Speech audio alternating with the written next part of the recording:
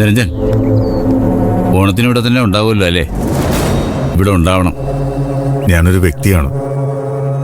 എനിക്കുമുണ്ട് എൻ്റേതായ സ്വാതന്ത്ര്യങ്ങൾ, അവകാശങ്ങൾ. അതുകൊണ്ടാണല്ലോ നാട്ടുകാരുടെ മുമ്പിൽ നാണക്കെടേണ്ടി വന്നത്. അധികമൊന്നും എന്നെ കൊണ്ട് പറയിക്കണ്ട. അതിനെപ്പറ്റി തർക്കവും വേണ്ട. ഓണത്തിൻ്റെ കാര്യത്തിൽ ഒരു പിടിവാശി പിടിക്കാൻ പാടില്ല നിരഞ്ജൻ. നിരഞ്ജൻ ഇവിടെ ഉണ്ടാവണോ എന്ന് പറഞ്ഞാൽ ഉണ്ടാവണം. ഉണ്ടാവും. അതെന്താ സാർ അങ്ങനെ പറയുന്നത്? ഒരു ഭീഷണിയുടെ സ്വരം. എന്നെ ആരും നിയന്ത്രിക്കുന്നത് എനിക്കിഷ്ടമല്ല. പഠിക്കുന്ന സമയത്ത് കഷ്ടപ്പാടുകൊണ്ട് ഞാൻ സാറ് പറയുന്നതൊക്കെ അനുസരിച്ചിട്ടുണ്ട്. അത് അന്ന് എൻ്റെ ഗതികേടുമുണ്ട്. എന്നുവെച്ചാൽ എൻ്റെ ജീവിതം ഞാൻ ആർക്കും തീരെഴുതി തന്നിട്ടൊന്നുമില്ല. ഓണത്തിന് എവിടെ ഉണ്ടാവണമെന്ന് ഞാനാ തീരുമാനിക്കുന്നത്. അത് തീരുമാനിക്കാൻ വേറെ ആർക്കുമില്ല അവകാശം. ഓ, അപ്പോൾ അവളുടെ കൂടെ ആയിരിക്കും ഓണമെന്ന് നീ സ്വയം അങ്ങ് തീരുമാനിച്ചു കഴിഞ്ഞു അല്ലേ? ഇതാണ് സാറിൻ്റെയൊക്കെ പ്രശ്നം, ഈ സംശയം. ഈ രോഗം മകൾക്കും കിട്ടിയിട്ടുണ്ട്. നിരഞ്ജൻ്റെ ഇത്തരത്തിലുള്ള വൃത്തികേടുകൾ കണ്ടിട്ട് ഞങ്ങൾ മിണ്ടാതിരിക്കണമെന്നാണോ നിരഞ്ജൻ പറഞ്ഞു വരുന്നത്? അതിനെന്നെ കിട്ടില്ല, എൻ്റെ മോളെ. സാറേ, ഇവിടെ ഓണം ആഘോഷിക്കാനാ സത്യത്തിൽ ഞാൻ തീരുമാനിച്ചിരുന്നത്. ഇനി അത് വേണ്ട. ആരുടെയും ഭീഷണിക്ക് മുമ്പിൽ നട്ടെല്ല് വിളയ്ക്കാൻ ഞാൻ ഉദ്ദേശിക്കുന്നില്ല സാറേ. നിരഞ്ജൻ, അവൾ കാരണം ഉണ്ടായിട്ടുള്ള നാണക്കേടുകളൊന്നും പോരെ നിങ്ങൾക്ക്? നല്ലൊരു ദിവസമാണ് വരുന്നത്. നിരഞ്ജനായിട്ട് അത് നശിപ്പിക്കരുത്.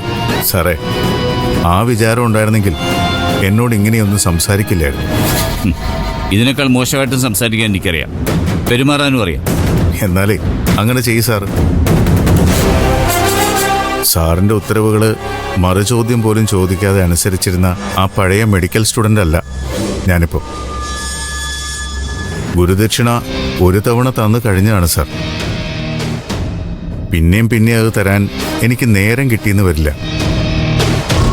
ഓണത്തിന് ഞാൻ എവിടെ നിന്ന് ഉണ്ണണമെന്ന് ഇനിയാണ് ഞാൻ തീരുമാനിക്കാൻ പോകുന്നത്. എന്തായാലും ഇവിടെ നിന്നല്ലെന്ന് ഉറപ്പിച്ചു കഴിഞ്ഞു.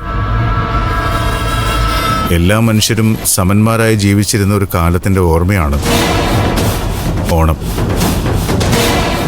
അവർക്കിടയിൽ വലിപ്പച്ചെറുപ്പങ്ങളുണ്ടായിരുന്നില്ല. അതോർത്താൽ നല്ലത്.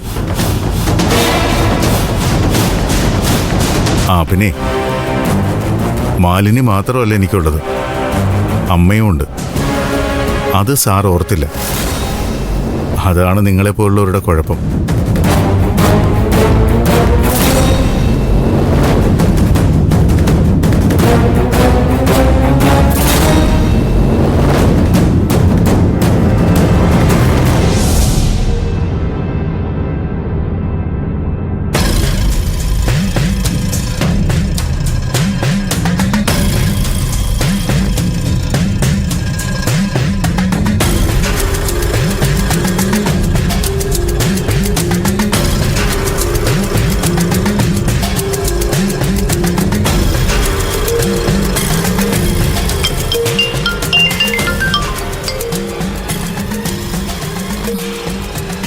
എന്താ നിരഞ്ജൻ? ഈ ഓണത്തിന് ഞാൻ കൂടെ ഉണ്ടാവണമെന്ന് പറഞ്ഞില്ലേ? അത് ആത്മാർത്ഥമായിട്ട് പറഞ്ഞാണോ? അങ്ങനെ അല്ലാന്ന് തോന്നിയോ? അല്ല, അങ്ങനെ തന്നെയാ തോന്നിയത്. അതുകൊണ്ടാണല്ലോ ഞാനിപ്പോൾ അങ്ങോട്ട് വിളിച്ചത്. എൻ്റെ തീരുമാനം ഞാൻ മാറ്റി. ഇത്തവണത്തെ എൻ്റെ ഓണം മാലുവിൻ്റെ ഒപ്പമായിരിക്കും. അല്ല, വീട്ടിലെന്തെങ്കിലും പ്രശ്നം ഉണ്ടായോ? ഏയ്, എന്ത് പ്രശ്നം? ഒരു പ്രശ്നം ഉണ്ടായില്ല. പിന്നെന്താ തീരുമാനം മാറ്റിയത്? മാറ്റണമെന്ന് തോന്നി. എല്ലാവർക്കും എല്ലാവരും ഉണ്ട്. മാലുവിന് മാത്രമല്ലേ ആരുമില്ലാത്തത്? അതിന് ഒരു പരിധിവരെ കാരണം ഞാനും കൂടിയല്ലേ.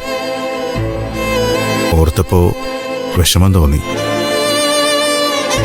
അടുത്ത കൊല്ലം ഞാനുണ്ടായില്ലെങ്കിലോ?